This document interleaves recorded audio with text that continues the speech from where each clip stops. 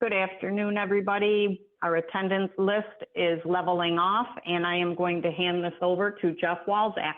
Thank you. Okay, very cool. Thank you, Carrie. Let's see what I can do about moving some slides. And as always, we need to let you know that eTruckBiz is not endorsed, sponsored, or attorneys for FedEx Corporation. None of that. We're just giving you our opinion on things. And speaking of good opinions on things, Becca is going to tell us about eTruckBiz. Thank you. So for those of you that may not know who eTruckBiz is or who we are, my name is Becca. I am the sales manager here at eTruckBiz. And what eTruckBiz does is we're offering business support for FedEx Service Providers. We want to focus on your business and making it successful. So what we offer is different programs. We do also have software that ties it all in together. But there are different programs that we offer, and they each focus on different areas of your business. So we're not just going to give you the tools and wish you good luck. We actually help step by step to create the results that you need. So a little bit more in depth on the programs here. We have Budget IQ. This is going to focus on the financial side of your business. So you would have a financial strategist. You also have an entire accounting team with CPA. This is also going to get you a standard operating budget and also predictive cash flow. We have an expense plan and the easy number engineering. Again, an entire team designated for your financial side of your operation, guiding you, producing reports and everything of that sort for you. This also ties into our Performance IQ program.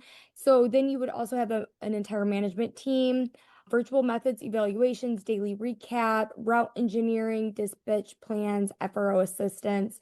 And then we have the Admin IQ program. So you would have your own administrative services manager, an entire team, again, focusing on what it takes to recruit drivers, run your payroll, driver onboarding, timekeeping, human resources, all those time-consuming tasks.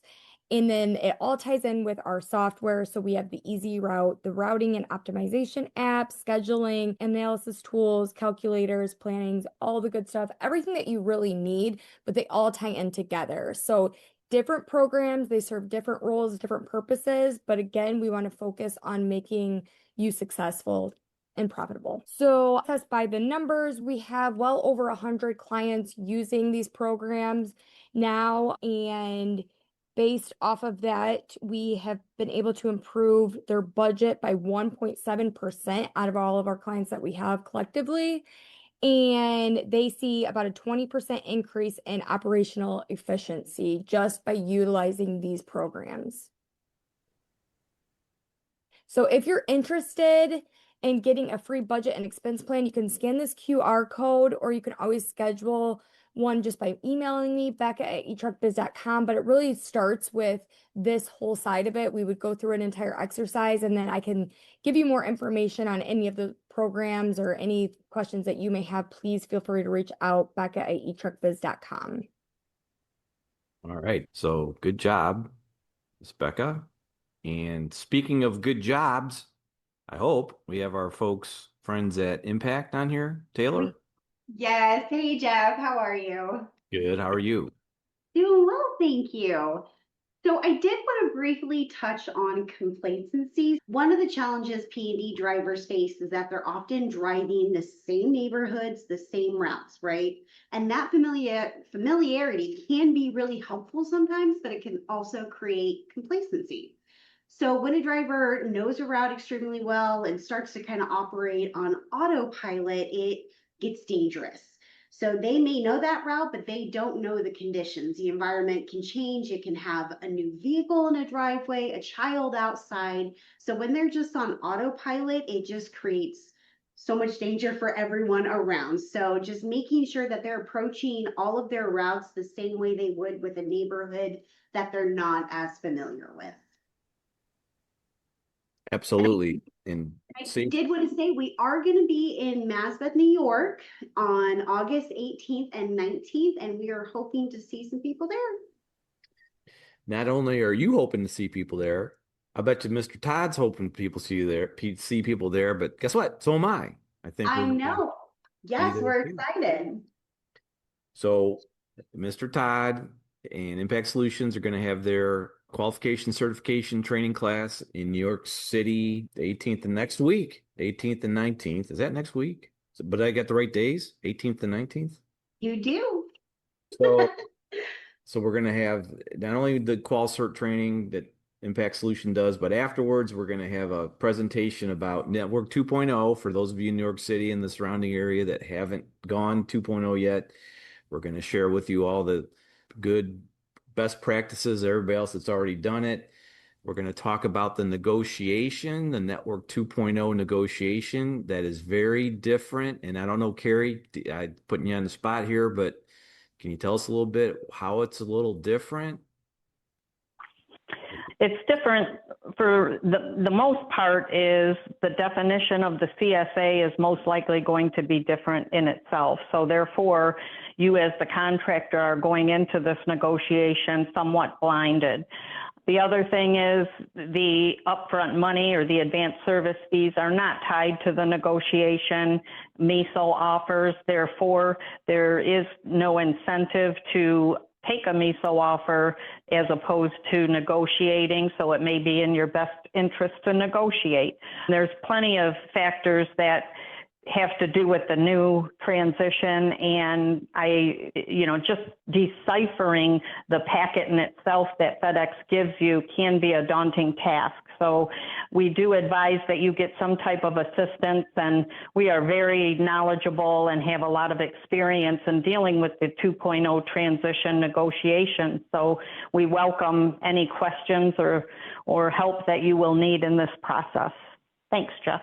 Yes, ma'am. Thank you. And far be it for me to put other people on the spot, but there's also another thing that is real important as you get into 2.0, and that's on the recruiting side of things.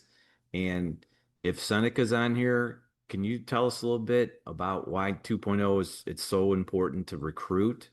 Yeah, absolutely. So what we've seen with contractors who have already gone to 2.0, there is turnover. It's not the same old workload that they may have been used to. It's not as lax. The time commitments. It's just a stricter schedule. So you may end up losing some drivers that aren't willing to do that extra mile. So we found that it's crucial to recruit ahead of time, expecting this turnover, so that you're prepared for 2.0 when that time comes. Huge, thank you. Two huge bits of advice there. The negotiation and recruiting, and it's always important, but it's even more so as you get into 2.0. So we'll be talking about all those things in New York on the 18th and 19th. That's fantastic. Okay, let's go to the next thing. So we always talk about the volume every week, or try to if the slides will cooperate. Anyway, it looks like the pickup volume on the vans pretty flat, really, but down a little bit. Then actually, I want to look at the delivery volume. Let's see if that'll happen. Oh, there we go. Delivery volume, same thing there. Very flat, as all of you probably know right now. And we would hope we would take advantage of some flat volume to make some productivity gains. And it looks like we did. Can we move back to the 100 stops per dispatch? That's our challenge. That's right. We need to go there so we can pay our bills and whatnot. So there's that. Okay. Now, there's a topic that we wanted to talk about today that isn't necessarily new, but some things have been happening in the space that we think you need to be aware of. So let's just start in on this here. So many folks use day pay to pay their folks. Why is day pay now a serious legal risk for service providers? Okay. So since, let's say, the first year, there were over 160 active unpaid overtime lawsuits already filed in Massachusetts and Pennsylvania federal courts. And it now seems that this number may be growing. So what's happening is plaintiffs, or another word for plaintiffs in this case, drivers, are arguing that FedEx owes them unpaid overtime under the joint employer doctrine. Okay. But here's a little twist to the matter. Courts have been ruling for FedEx in these suits. Great. We're out of the woods as far as lawsuits for overtime go. But that's actually really what this is. And we're going to talk about why. This is actually bad news for service providers. So those of you that want to go research this, you can go to law.com. There's something called law.com radar. They reported a filing surge in February of 26, which means more ambulance chasers, drivers, whoever it is, are starting to file some more suits. And then if this is a deluge of litigation and courts are drawing clearer lines, who actually bears the liability for this, right? So the bottom line is courts are reshaping employment classifications. If FedEx successfully argues they're not the employer, then that exposure for that lands somewhere else. Question is, and who would that be? The direct consequence of courts ruling for FedEx and these driver lawsuits is that FedEx is not considered the employer under the joint employer theory. Then guess who? Contracted service providers, that's you, become the sole employer for legal purposes. So if the co-employee thing is being won, in this case by FedEx, then guess who's the employer, which you really are. You're the driver's employer, right? This means you are directly liable for any claims of unpaid overtime or other employment-related issues raised by your drivers.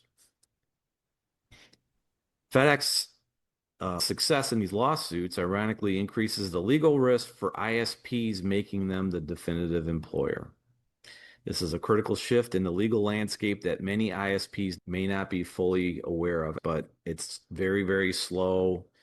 The structure that FedEx created, which moving from single route or single van operators to multi-dispatch ISP agreements, has become their legal shield. Courts use this exact setup to argue FedEx isn't the employer. But here's the catch. Your contract is part of what protects them, not you. You're actually bearing more of the overtime calculation and payment risk. When your contract comes up for renewal, be prepared. Payroll audits and compliance scrutiny will likely intensify. FedEx has incentive to keep tightening this arrangement. FedEx will continue reinforcing this structure because it works for them legally. You need to understand where you stand in this whole thing and prepare accordingly on your end during, actually always, but it seems to be coming up more as you get closer to the end of a contract. So, okay, that's great, Jeff, but why is day pay a problem? Let's count the ways. There's a case, Jen Soley and Epich. This case in Vermont and Maine in May of 26 is a prime example. Claims in these cases were able to proceed because there were insufficient records regarding the weight of vehicles used by drivers. So this is a key legal principle here in the burden of proof. Courts will now not force drivers to produce records that are exclusively controlled by FedEx or the ISPs. It's the employer's responsibility to prove that an exemption applies, not the driver's responsibility to disprove it. So it was that drivers would say, well, I worked 10 hours this day and this guy never paid me for that. And then the people would say, well, can you prove it? And somehow or way they tried to prove it. That's not the case. That's not the case anymore. They can bring the suits. And since FedEx is pushing this off to you, now you have to show that they didn't, in fact, work the overtime they said they did. I don't know if that's making sense to you. And if you have questions about all this, put it in the chat or the question zone. But that's an important, very important change that has happened over the last, say, 6 months to a year. Yeah, Jeff, to add to that, also prove the vehicle and the gross vehicle weight of that vehicle. That Right. burden of proof is now on the CSP. Right. And that's what we're going to, in the next few slides there, Mr. Jump Ahead. So what this means is if you're as a CSP, if you do not have meticulous records proving time worked in vehicle weights, like Ken just said, with which drivers were in which trucks on a given day, you, not necessarily FedEx anymore, have the exposure. Okay. And then another thing here is remember that you cannot use any FedEx data for this. So people say, well, I don't have to worry about anything because I just take my WSW and show this or that. You can't do that. Okay. That's something that you tell FedEx in your annual compliance certification is I don't use any FedEx data for anything really, but especially for, in this case, trying to prove when somebody worked and what truck they were in. So this exposure exists regardless of how you structure your day pay or bonus system, which is another thing. People try to hide behind the day pay thing. Well, but there's one more thing. It's a silent trigger that many CSPs overlook, assuming the Blanket Motor Carrier Act exemption protects all of their drivers. Well, long story short, if that's all you have is trucks over 10,000 pounds, maybe do, maybe don't. But you got to watch it. If you lend a driver to somebody and they get in a truck that's under 10,000 pounds and then come back to you the next day, that guy, that person, or whoever it is, you're on the hook for that, right? That person has to track the number of hours they worked because they were in a truck under 10,000 pounds for that day they worked for somebody else. So the core issue with day pay is that by definition, day pay is used in order to simplify payroll and associated record keeping. So it's a lot easier to use day pay. It's simple. I don't have to keep records. In a day pay scenario, drivers can claim they worked any number of hours. So if you're paying by the day, the driver can say, I worked 50 hours that day. Well, there's not 50 hours in a day. Well, they can say whatever they want. Without precise timekeeping, day pay offers no defense against overtime claims.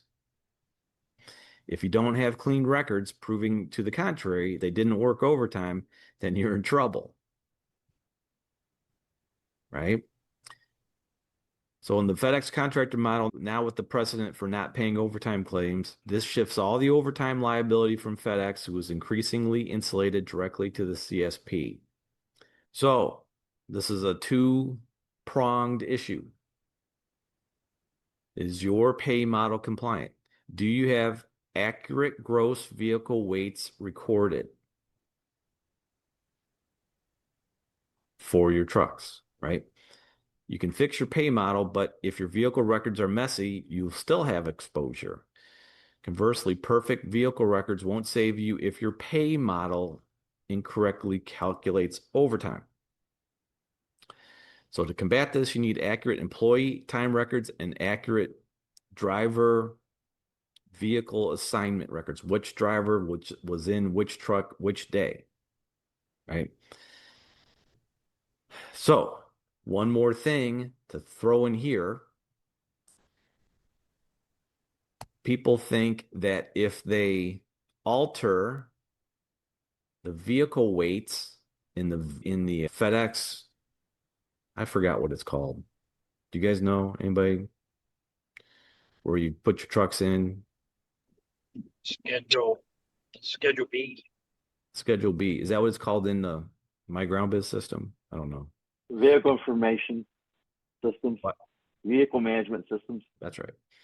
Anyway, if you put the wrong weight in there, So if you got a 9,000 pound truck and oops, I put a 1 in front of the 9 by mistake so that the truck's 19,000 pounds or whatever, that now thinking that's going to shield you from overtime exposure, that's not going to work. And in fact, that's a real easy way to get your services offered to the industry. That's the kind of thing they'll terminate a contract for quickly. And that's not my opinion. We have seen that happen. So don't do that either. Right? Okay. Again, day pay leaves the door wide open for drivers to claim whatever they want, which is what's been happening in these lawsuits. Right? People say, well, that's not fair. Well, guess what? They've been suing FedEx being not fair. Now they're going to FedEx, by virtue of them winning these lawsuits and this liability getting shifted to where it probably should be, is going to create an issue. This is no joke, you folks. So now, a way to solve this problem is not to forge anything, not to find a workaround, not to find the easiest way out there. A way to solve this problem is to use an hourly pay model. Right? We've said this for years, but this is how you fix that.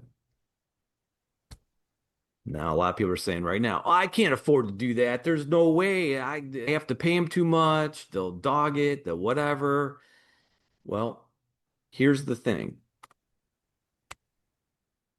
Most of you, not all of you, but most of you watching this video, if you take what you're paying somebody on a day wage plus all the exotic bonus structures, pay people for this, and you got to watch this too. So if you start paying somebody extra money to come in on the Saturday or whatever it is, Sunday, who knows, whatever we're paying, that all counts as compensation. You got to take that compensation and divide it by the hours they work, and you're going to come up with an hourly rate.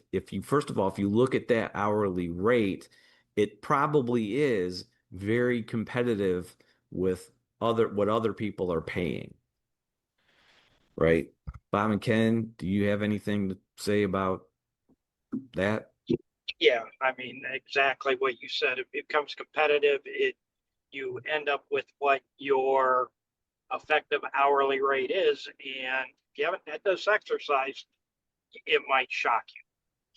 So not just the day pay, but all of the bonuses and I before E except after C, and you get an extra $40 per working Saturday.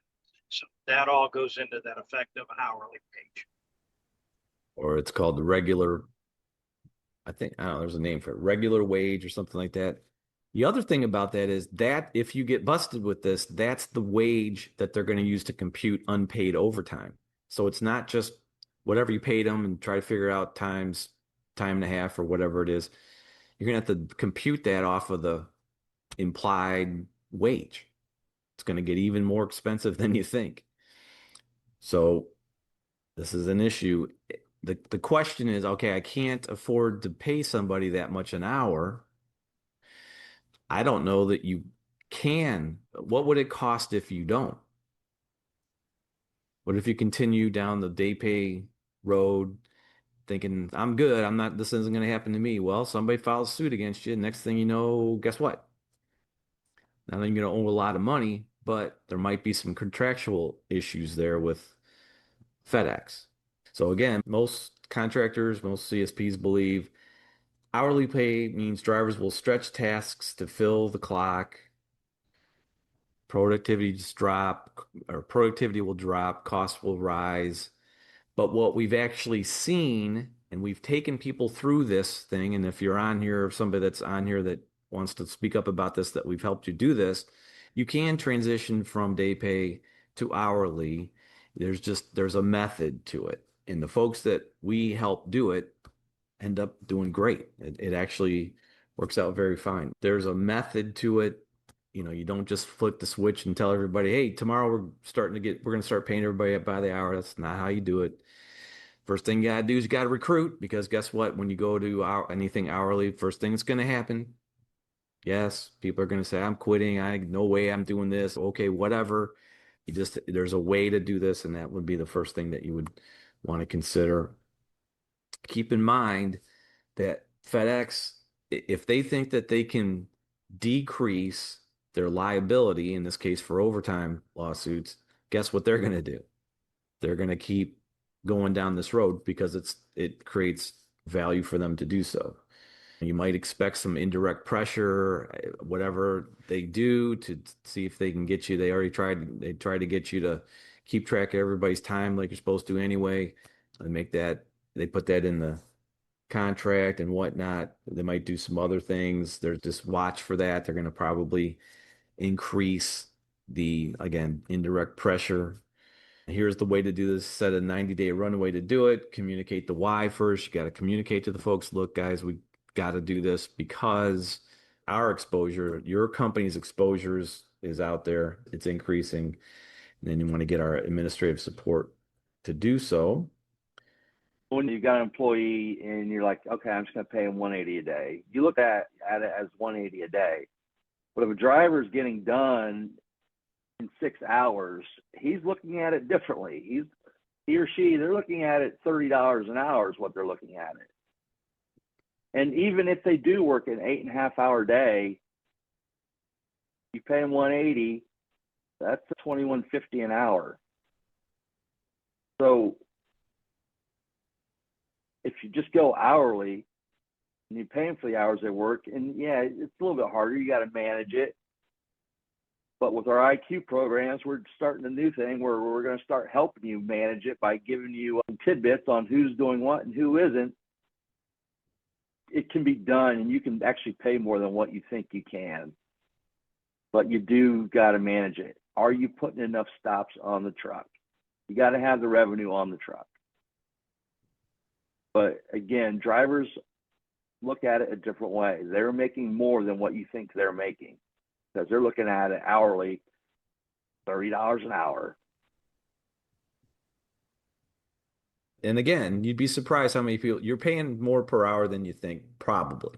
Now, there's some people that have very tight controls on this, and that's not really what we're trying to say. We just know that there's a ton of folks that really don't realize what the hourly rate is that you're paying folks. And then when you say, I can't pay that hourly rate, I'll bet you, hell, some folks might be giving people a pay cut by having a strong hourly rate. We've seen some crazy stuff. Admin IQ, we can help you through this whole thing. We help you keep track of this. We can keep you out of legal trouble. We can keep your exposure down. And hell, it happened yesterday. Long story, somebody got into a situation where we used to tell people, hey, you need to do business discussions for different things. Don't let it be that when you finally get sued, you say, oh, well, I should have been doing that. Maybe I should be paying everybody hourly. When you could avoid the suit in the first place and just do the right thing, because it can be, we'll see, but it could be, I'll just say it, it can be business ending if it's that far out of control, and maybe it gets found that you owe some folks tons and tons of overtime.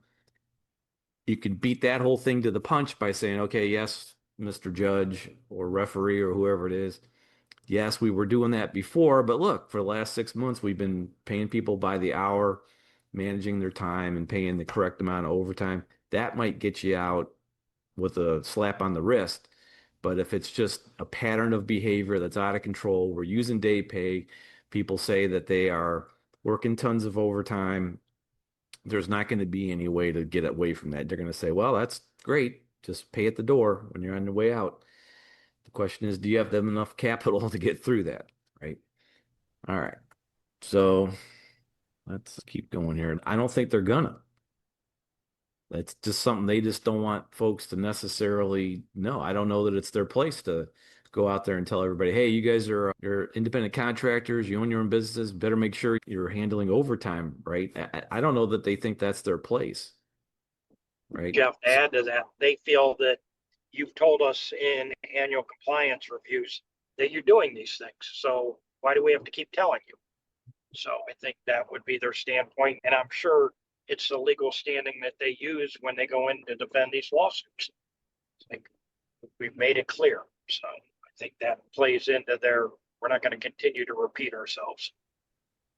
And the thing here is, it seems like there's a number of suits increasing. So some of the attorney people before were like, hey, if we can get this whole thing a nationwide thing where FedEx owes a whole bunch of unpaid overtime, boy, that's a hell of a payday for our law firm. But if FedEx is winning these suits, which it appears they are, then if slip and fall attorney is going to come after anybody, they're going to have to come after you guys individually. Do they want to do that? I don't know. Is it worth enough to them to do that? But I think that in some cases it's going to happen, right? People will want to push it anyway. If you have any questions, put them in the chat or in the question thing. No questions. The chat, Jeff, Steve says, excellent stuff. It's easier to prevent a fire than to put the fire out. That exactly. Yeah, that's exactly. That's what we're trying to tell you, right? And I know people say, well, it's too hard. I can't do it. I don't have time. I don't know. This one might be one that you'll wanted to have put the fire out first. This could get to be very ugly. Okay. If nobody else has any other questions, wait a minute. Have you guys heard of FedEx doing away of paying for 7-day stop and time definites? Is that what that's supposed to be? I don't know. Have you guys heard of FedEx doing away of paying 7-day stop? I don't know what a 7-day stop is. There were some incentives given at different times to different contractors for the times that they were 6 days and then they had to go back to delivering on Sunday. They got an incentive for that. And also there was a time definite incentive for some of the contractors when the 2.0 transition first occurred. However, I do believe that all of those are gone now. They were temporary. Yeah, that's probably why I didn't understand the question, because that was a while back, was it not? At least a year ago. The 6 to 7 day, yes. As far as the incentive for time definites, they've worked that pay into the contracts now to make it simpler. Okay. Unless they're bringing it back, but who knows? Who knows? I don't think right now it doesn't look like that, right? They just took away from us during negotiations, but never disclosed it to us. Yeah. I'd still say anything else. They're going to say it's in there. It's in there. Any other questions or anything? Anyone? Okay, if nobody else has any questions or anything else, we'll be back here next Tuesday with another hopefully good topic. Oh, anything on peak volume as far as what? As far as what it's looking like, I guess. Jeff, I haven't heard anything as far as any type of percent, 3%, 4%, 5%, whatever, over last year. I haven't heard anything as of yet. I know everyone's starting to talk about peak and having their peak meetings coming up. Well, but I've not heard any numbers. Would it be early? Well, maybe. I will tell you something that is going around out there. And this is not necessarily for peak this year or whatever. Take this with whatever grain of salt you want to. Just, we're hearing that when the UPS contract comes up next time, that UPS is in no way, shape, or form able to yield to the Teamsters' demands. So why would we bring that up now? It's a year and a half away, I guess, or more. Well, if you're a big traffic manager someplace and you know that if you think that that's what's going to happen, you don't want to be on the wrong side of this as it comes up to the Teamsters. Okay, so I don't know if that means anything for this peak. this year, whatever, but just keep that in your back. That's the word on the street today about that. Okay, like I was saying, we'll be here next Tuesday with something else, hopefully some other good information. So if we don't talk to you till then, see you next week. See you, bye.